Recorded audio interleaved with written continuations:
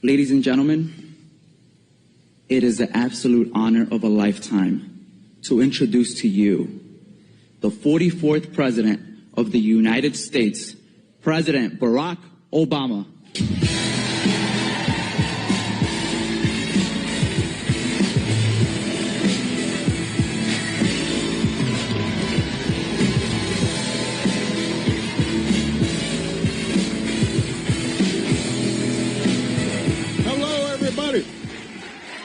Hello, everybody. Have a seat.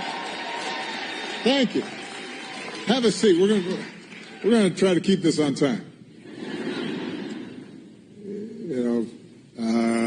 It is good to see all of you. Thank you, Berto, for the introduction. I am very proud of that young man. Thank you for everything that you're doing, Berto, for bringing people here on the side of Chicago together. I want to thank all of our panelists, the amazing leaders from our network, the outside experts and thinkers and practitioners who took time out of their busy schedules to be part of our third annual Democracy Forum. Yeah. Now, I should tell you that when I mentioned to a few friends that our foundation would be hosting a forum on democracy and pluralism, I got more than a few groans and eye rolls. And it's understandable. After all, here in the United States, we have just been through a fierce, hard-fought election. And it's fair to say that it did not turn out as they had hoped. And for them, talk of bridging our differences when the country and the world seemed so bitterly divided felt like an academic exercise. It felt far-fetched, even naive, especially since, as far as they were concerned, the election proved that democracy is pretty far down on people's priority list. And I understood their skepticism. Maybe you had a conversation with a friend that felt the same way. But as a citizen and part of a foundation that believes deeply in the promise of democracy, not only to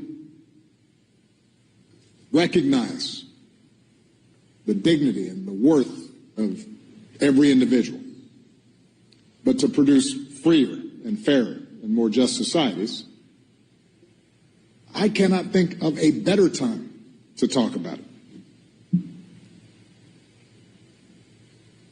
You see, it's easy to give democracy lip service when it delivers the outcomes we want. It's when we don't get what we want that our commitment to democracy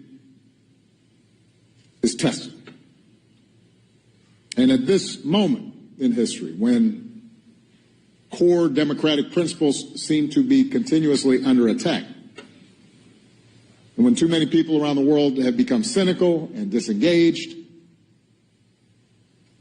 now is precisely the time to ask ourselves tough questions about how we can build our democracies and make them work in meaningful and practical ways for ordinary people. And that's why we're here. That's what these forums have been about. 2 years ago, we kicked things off by examining the ways that we might counteract the flood of misinformation across the media landscape. Last year, we looked at how disruptions in the global economy and resulting rampant inequality is undermining faith in the democratic process. And we discussed how innovative economic reforms might give more people a stake in the system. So today we're focused on a third factor that healthy democracies depend on, an idea that political scientists often refer to as pluralism. Now, let's face it, pluralism is not a word that most of us use in everyday speech. I talk to one young leader earlier this year who's doing incredible work reducing gun violence here in the United States, and she admitted she had to look the word up right before our call. But the concept of pluralism should and is actually familiar to all of us. It means that in a democracy, we all have to find a way to live alongside individuals and groups who are different than us. So we commit to a system of rules and habits that help us peacefully resolve our disputes. We try to cultivate those habits, those practices that encourage us not just to tolerate each other, but also every so often join together in collective action. The pluralist ideal is what allows a Christian church and a Muslim mosque to sit side by side on the same city block and then maybe agree to share a parking lot. It's what keeps you from pulling down a sign in your neighbor's yard supporting a cause that you find completely irritating. And it keeps him from doing the same to you. It's what encourages you to team up with a coworker on a project and get the job done, despite the fact that the two of you disagree on abortion and gun ownership and the merits of Taylor Swift versus Beyonce. So this idea that each of us has to show a level of forbearance towards those who don't look or think or pray like us, that's at the heart of democracy. And it's hard. Even in relatively homogeneous countries, it's hard. It's not easy to maintain. Look what happened just this week in South Korea. But it's especially hard in big, multiracial, multi-ethnic, multi-religious countries like the United States. In fact, one way to think about the U.S. Constitution is as a rule book for practicing pluralism. So you get a Bill of Rights that allows us to think and speak and worship and assemble and vote on an equal basis, free from government coercion. And with that freedom, we can voice our beliefs and try to persuade others and form coalitions and compete for support and eventually elect representatives who will then go and negotiate and compromise and hopefully advance our interests. A majority rule determines who wins and who loses, but the separation of powers and an independent judiciary ensures that the winners don't overreach to try to permanently entrench themselves or violate minority rights. And just like a basketball game or a tennis match, we agree in advance that so long as the rules of the game are followed, the losers will accept the outcome of any given result, even if they still don't like the other side, knowing that they'll have another turn to try and come out on top the next time. So that's the theory. That's how pluralist democracy is supposed to work. It's a story that kids like me who grew up in the 60s and 70s were taught in school, what politicians and journalists wax nostalgically about when they talk about the good old days when both society and political parties were more genteel and less vicious and America came together to promote the common good. Of course, in America, at least, the reality never fully matched the ideal. It is true that in the decades right after World War II, our democracy seemed to run relatively smoothly, with frequent cooperation across party lines and what felt like a broad consensus about how interests were shared and differences should be settled. And part of this was the result of America's unique dominance economically in the aftermath of the Great War. So you have industrial competitors all across Europe and Asia who are still digging themselves out of the rubble at the time, which meant that fat corporate profits and rising living standards here in the United States helped smooth over friction between competing groups, between management and labor, or the industrial and agricultural sectors. And meanwhile, the Cold War generated solidarity against an external threat and a shared perspective on the world was constantly reinforced by a handful of TV networks, movie studios, newspaper chains, and magazines that served as nearly everybody's main source of news and entertainment. Everybody watched Gilligan's Island, even if they didn't admit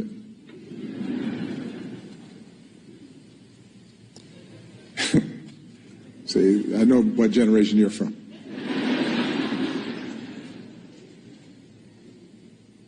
But the biggest reason that American pluralism seemed to be working so well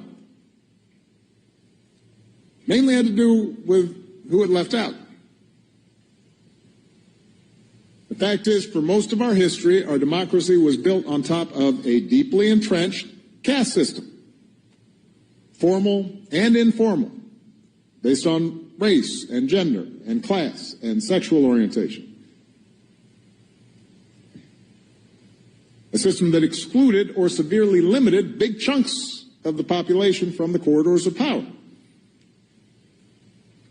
Just to give you some perspective, as late as 2005, when I was sworn in as Illinois' junior senator, I was the only African American in the United States Senate. One out of 100. Only the third since Reconstruction. Out of 100 senators, there were exactly 2 Latinos. And only 14 women. It's fair to say that when everyone in Washington looked the same and shared the same experiences and were in the men's side of the Senate gym, because the women just had kind of a closet that they had modified, cutting deals and getting along was a whole lot simpler. And then starting with the civil rights movement in the early 60s, things got more complicated. So in rapid succession, historically marginalized groups, blacks, Latinos, Asians, Native Americans, women, gays and lesbians, disabled Americans, demanded a seat at the table. Not only did they insist on a fair share of government-directed resources, but they brought with them new issues born of their unique experiences that could not just be resolved by giving them a bigger slice of the pie. So racial minorities insisted that the government intervene more deeply into the private sector and civil society to root out long-standing systemic discrimination. Women, the gall of them, called for greater autonomy over their own bodies, while gays and lesbians stepped out of the shadows to demand equal treatment under the law, posing direct challenges to widely held religious and social norms. In other words, politics was not just a fight about tax rates or roads anymore. It was about more fundamental issues that went to the core of our being and how we expected society to structure itself. Issues of identity and status and gender. Issues of family, values, faith. Historically disadvantaged groups began to question the legitimacy of the system as a whole when they had played no part in writing its rules. Public arguments became louder and more contentious and more emotional. And in the face of all these challenges to the status quo, a lot of people, yes, those at the top of the pecking order, but also those who had just been raised to put their faith in authority and tradition, began to feel that their way of life, the American way of life, was under attack. This would have been a lot for any democracy to manage, even in good times. But of course, all this was happening against the backdrop of a rapidly changing economy. Changes that would massively increase inequality and widen the divide between rural and urban communities, and advantage so-called knowledge workers over those without college degrees. And for a lot of Americans, such changes translated into stagnant wages and rising costs, and it increased their sense that others were benefiting at their expense.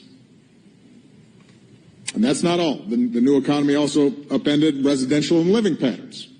So it reduced the likelihood that people from different backgrounds interacted at neighborhood stores or Little League games. People who are wealthier send suddenly their kids to private schools. So not only are their kids not interacting with regular folks, but they aren't either.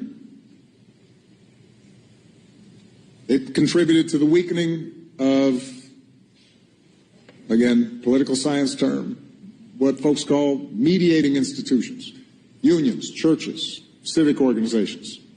These institutions that had once been the building blocks of democratic participation and a vital bridge between otherwise disparate groups. And more people found themselves isolated without natural communities. And with the Cold War over, with generations scarred by Vietnam and Iraq, and a media landscape that would shatter into a million disparate voices, appeals to a common national story or a common national purpose increasingly fell on deaf ears. And we know what happened next, because we are still living it. What's been called the great political sorting that started with the mass exodus of Southern white voters from Democratic to Republican parties is now almost complete, with each party more and more uniform in its beliefs, less tolerant of dissenting views. Media companies have figured out that there's a profit in playing to the extremes. Since that's what gets attention, politicians and party leaders and interest groups are incentivized to take a maximalist position on almost every issue. Every election becomes an act of mortal combat in which political opponents are enemies to be vanquished, and compromise is viewed as betrayal, and total victory is the only acceptable outcome. But since total victory is impossible in a country politically split down the middle, the result is a doom loop of government gridlock, even greater polarization, wilder rhetoric, and a deepening conviction among partisans that the other side is breaking the rules and has rigged the game to tip it in their favor. Sheesh. No wonder my friends groaned when I told them what I'd be talking about.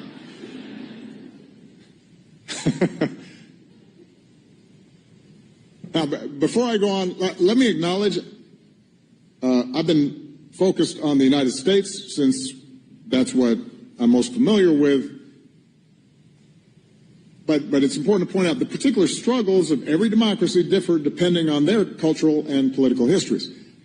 The fault lines of division may be regional and linguistic, like they are in Spain, or religious, as they are in India and Northern Ireland, or ethnic, as they are in my father's homeland of Kenya. But no matter what country we're talking about, the same basic question remains. Can the idea of pluralism work in the current moment?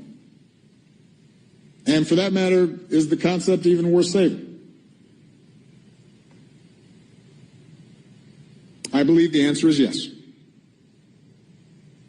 I am convinced that if we want democracy as we understand it to survive, then we're all going to have to work towards a renewed commitment to pluralist principles.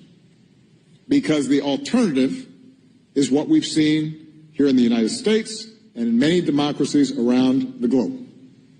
Not just more gridlock, not just public cynicism, but an increasing willingness on the part of politicians and their followers to violate democratic norms, to do anything they can to get their way, to use the power of the state to target critics and journalists and political rivals, and to even resort to violence in order to gain and hold on to power. We have seen that movie a lot. So how do we choose the better path? I'm not going to pretend that there are easy answers. Some of the trends I described played out over decades. Reversing them is going to take time as well. But as you've heard from many of our panelists today, we are seeing successful efforts around this country and around the world to reinvigorate pluralist values. And rather than just repeat what you've already heard from some of our panelists, I'm just going to try to quickly summarize a few quick principles for us to consider in our work. Point number one. Building bridges is not contrary to equality and social justice. In fact, it is our best tool for delivering lasting change. Now, today, there is a perception among some advocates that being adversarial is the main way to make change.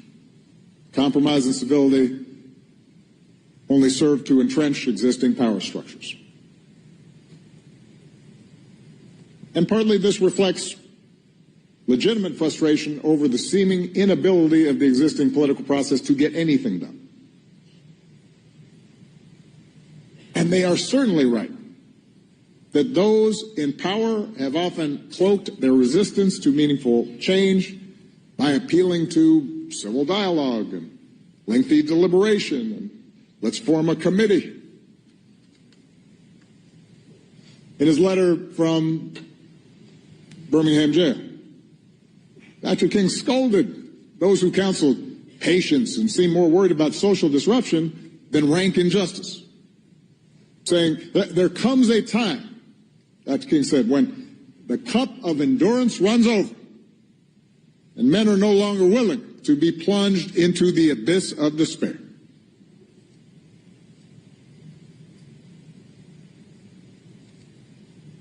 But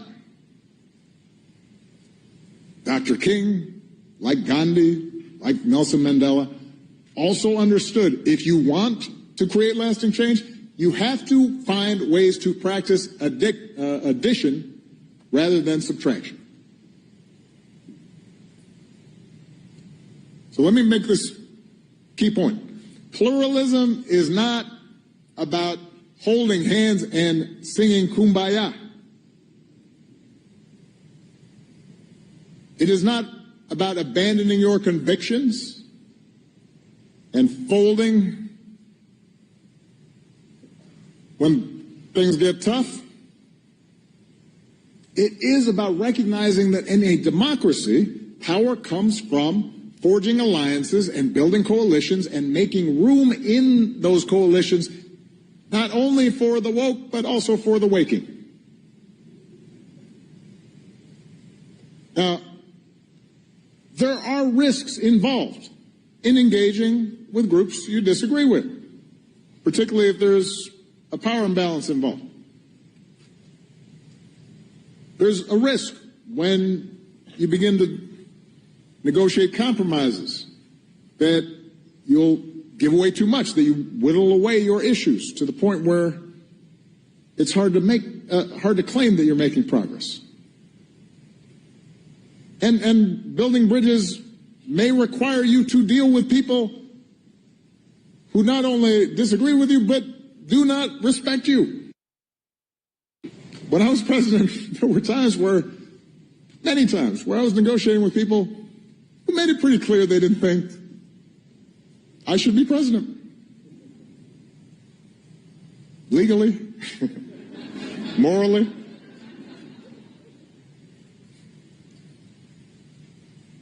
But as long as we're clear about our core principles, as long as we know what our North Star is,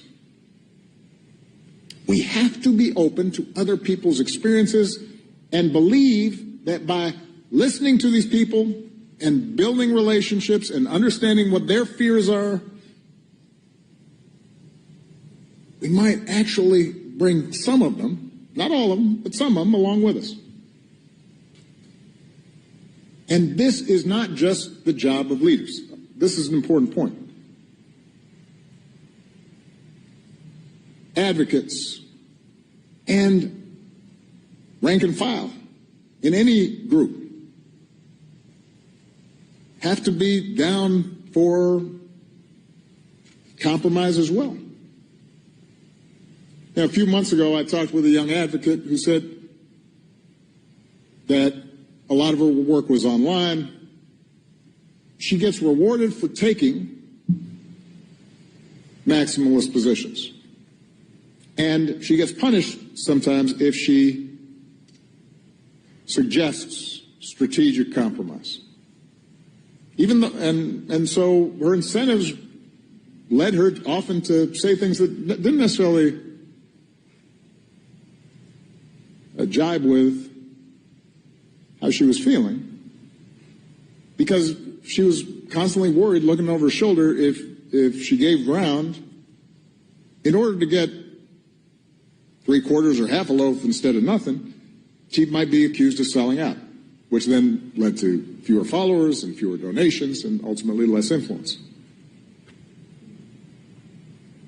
So in a democracy, it's important to argue strongly for the issues we care about and draw lines that we're not willing to cross. But purity tests are not a recipe for long-term success. Point number 2, pluralism does not require us to deny our unique identities or experiences, but it does require that we try to understand the identities and experiences of others and to look for common ground. Let me make a note here. A lot of what's labeled identity politics is just folks trying to find an excuse to be able to continue to do what they've been doing in terms of feeling free to call people names or diminish them in some fashion. We understand that. And it's understandable that people who have been oppressed or marginalized want to tell their stories and give voice fully to their experiences, to not have to hold back and censor themselves, especially because so many of them have been silenced in the past.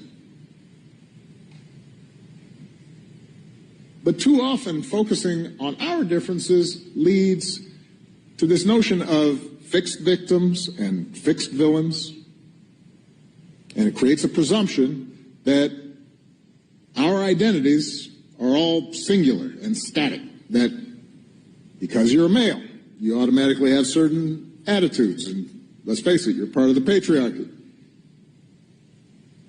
I have 2 daughters and a wife, and sometimes I'm sitting at the dinner table, and I'm like, what'd I do? They pick on me all the time. You know that, brother. I'm the brunt of every joke. I'm like a sitcom dad. Or, if you're not black, You don't understand. You don't have standing to talk about race. My status trumps yours. Framing issues that way may keep things simple.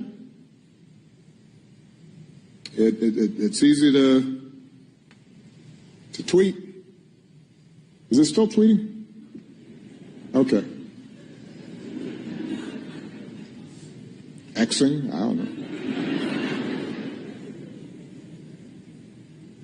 And it may feel satisfying in the short term. Unfortunately, it actually reinforces the sense that we are inevitably, immutably divided. And that makes it harder for people to reimagine how they might see themselves and they might see others. So, in order to build lasting majorities that support justice, not just for feeling good, not just for getting along, to deliver the goods, we have to be open to framing our issues, our causes, what we believe in terms of we, and not just us and them. We have to try to frame issues in ways that at least consider the possibility of a win-win situation rather than a zero-sum situation.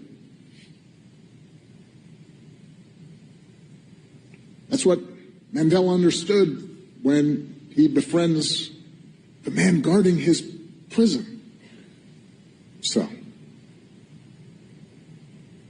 That's what King understood in framing the issue not simply as an African-American issue, but as an American issue. Right? Who are we? What are we trying to be? Understanding that the oppressor is as yoked and confined and limited by these systems as the oppressed. And we have to acknowledge that we all have multiple identities. I am a 63-year-old African-American man, for example, but I am also a husband. I am a father. I am a Christian who is constantly wrestling with his doubts about organized religion. I am a writer. I'm a Bears fan, which has not been easy.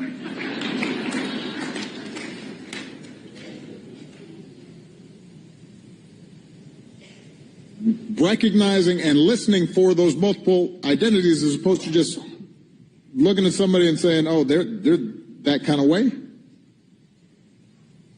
Being open to the fact that even the folks we disagree with most might have something that surprises us.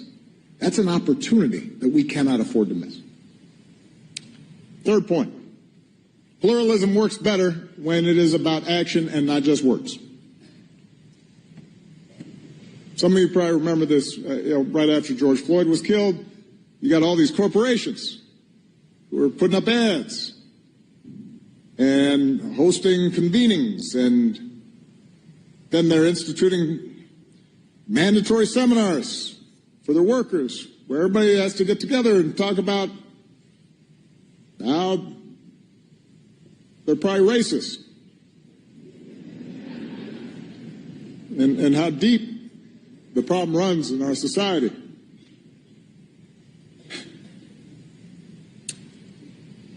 And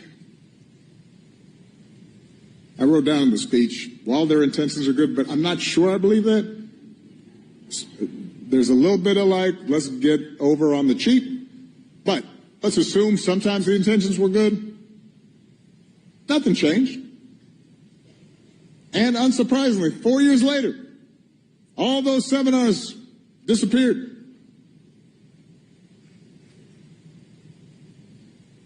Words alone do not build trust. Words alone do not rid people of prejudice. What does build trust because it builds relationships. It's people banding together to get stuff done. Whether it's a mosque and a synagogue joining forces to help victims of a natural disaster, or a black community linking up with a traditionally hostile white community in Chicago to try to stop a highway from running through both neighborhoods. Such common efforts take time. They require an investment on the part of the participants. They won't eradicate people's prejudices, but they will remind people that they don't have to agree on everything to at least agree on some things. And that there are some things we cannot do alone. Which leads me to my final point. We're not born with the muscles to make pluralism a habit. It takes practice. And we need to rebuild the institutions that can give us that practice.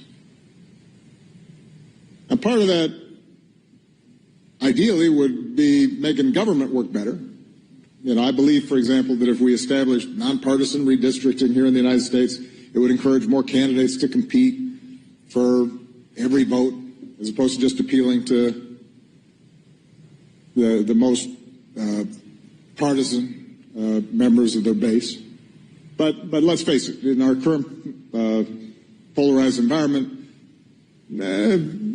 political reforms are probably not going to happen anytime soon, at least not the ones I want to see. Which is why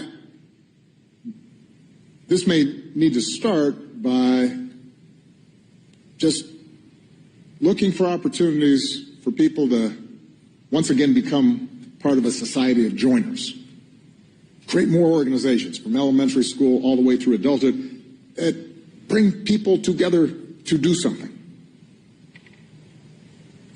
And I'll give you an example. At a time when organized religion all across America is struggling, and in some cases, in some denominations, collapsing, mega churches are actually growing in leaps and bounds, in some cases really quickly. And while I'm sure there are a whole bunch of reasons for this, one of the reasons is that mega churches understand belonging precedes belief. If you show up at one of these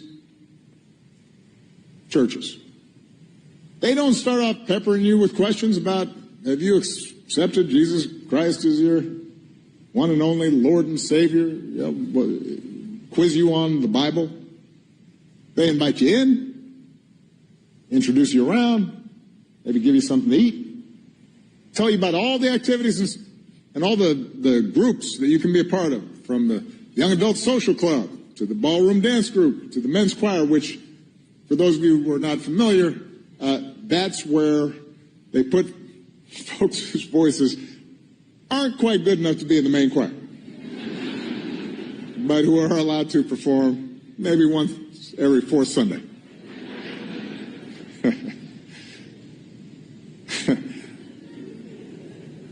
Point is,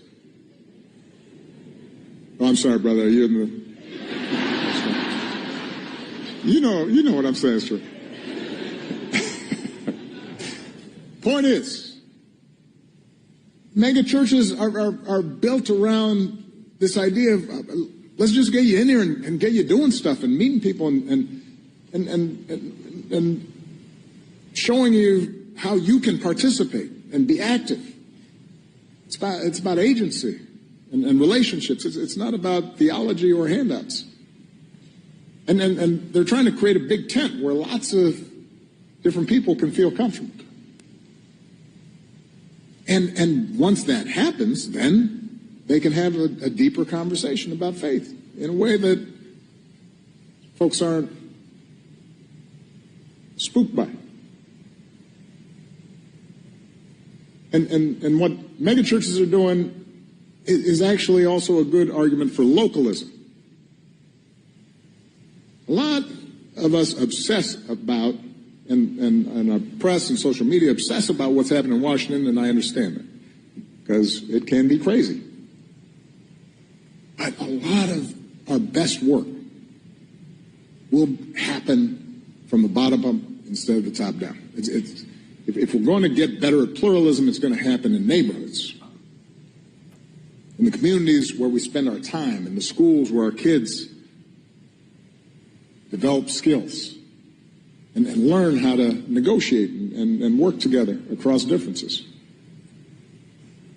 Now, at this point, you may be thinking, this all sounds pretty good, except pluralism depends on everyone following a certain set of rules. That's what you said, Obama. What happens when the other side has repeatedly and abundantly made clear they are not interested in playing by the rules?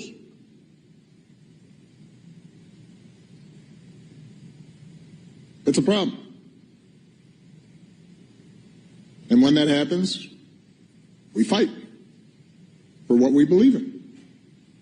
There are going to be times, potentially, when one side tries to stack the deck and lock in a permanent grip on power, either by actively suppressing votes or politicizing the armed forces or using the judiciary, the criminal justice system to go after opponents. And in those circumstances, pluralism does not call for us to just stand back and say, well, I'm not sure. That's okay. In those circumstances, a line has been crossed, and we have to stand firm and speak out and organize and mobilize as forcefully as we can. But even in those circumstances, it's important to look for allies in unlikely places.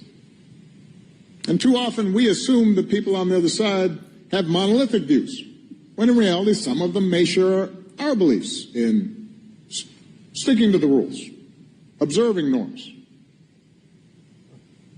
And that's why, when it's appropriate, there is nothing wrong with reinforcing and lifting up elected officials or voters, your neighbors, your friends, who you may not disagree with anything, but they do agree with you on that, because they may be able to exert influence on people they've got relationships with within the other party. So, none of this will be easy. Building up these habits and practices that so often we've lost, learning to trust each other again, that's a generational project. Which is why I am so excited about the young people, some of whom you've already heard from today and who you will hear from in a moment, who are experimenting with different ways to do this.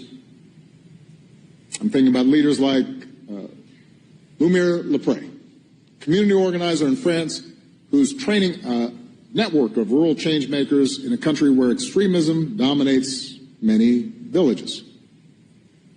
Or Ayu Kartika Dewi, who started a program in Indonesia that sends children and their mentors to different parts of the country during school holidays to live with a family from a different cultural background.